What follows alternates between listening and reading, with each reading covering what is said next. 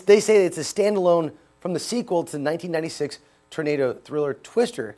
Now, that movie captured the essence of tornado power. I remember seeing that in the movie theaters, being shooken to my core.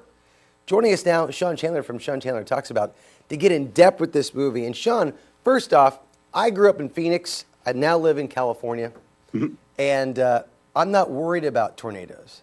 Yep. You live in Texas. Mm-hmm. Are people afraid of tornadoes? You go into the theater, are you even worried when you see a movie like this?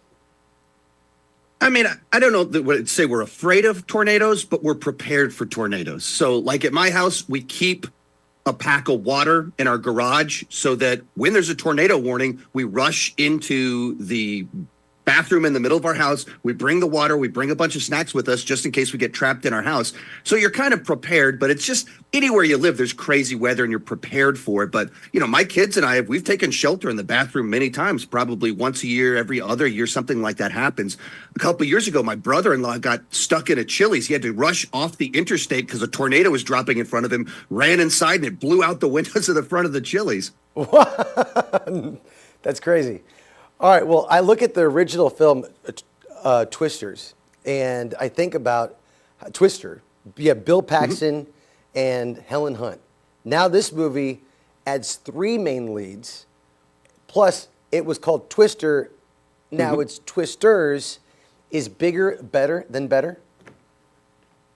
I mean, I think they did a good job of building off what worked in the first movie. It's a good sequel in that regards. It's more of what you love about the first film, but it's different. They add new kind of character dynamics. So the reason there's a reason there's 3 leads in the film, because there's a little bit more of complexity in the dynamics between the 2 teams chasing the tornadoes. It's not a sophisticated film, but it adds a little bit more into the plot area, the character area. And then when it came to the tornadoes, they went, all right, what did we do in the first one? What can we do in this one that's fresh and new? So if you've seen the trailers, there's a part where a tornado catches on fire and some other crazy stuff like that, that it's in the same ballpark. It's not trying to take it to a whole other level, but it is trying to go bigger and keep it fresh and interesting. Do they take a good scientific approach to this thing? Because as a weather forecaster myself, I kind of want to see more of the meteorology on this. Is it take it more realistic, or do they go more into the fantasy side?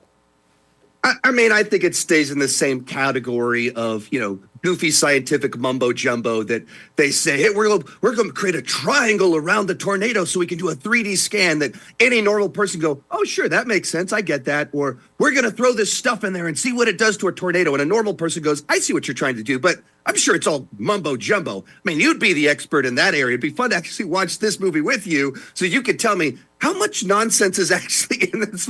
Is any of this real? But, you know, it's all mumbo jumbo. Well, hey, man, I'm going to Maya Cinemas on Saturday at 4:45. If you want to come out from Texas, I'll take you. I got an extra seat next to me. It's totally fine. But my wife Let's still see what is I can do. You know, you've seen the movie. You saw it with your wife. What did she think of the film? As soon as the credits started rolling, my wife turned to me and she said, I loved it. That was her immediate response. It's just a fun summer blockbuster, likable movie stars, characters that you're rooting for, chaos, destruction, enough heart in it, and, you know, subtle romance without ever overdoing it at all. Okay, on a Fujita scale, I'm going to break this down to you. From an EF0 to an EF5, how would you rate the film? 5 being the highest. So if, say, Top Gun Maverick is our recent blockbuster F5, this is our F4. It's not Top Gun Maverick as this all-timer, but it's a great fun time at the movies. This is what you want out of a summer blockbuster. I love it. Sean Chandler from Sean Chandler Talks About, breaking it down for us. An EF4, that's a devastating film based off the Fujita scale. Sean, thank you so much, and we hope to have you back, by the way. In our 7 o'clock hour on Fox 58, we're going to be talking to you about Cobra Kai. So excellent. stick around for that. I'm looking forward to it.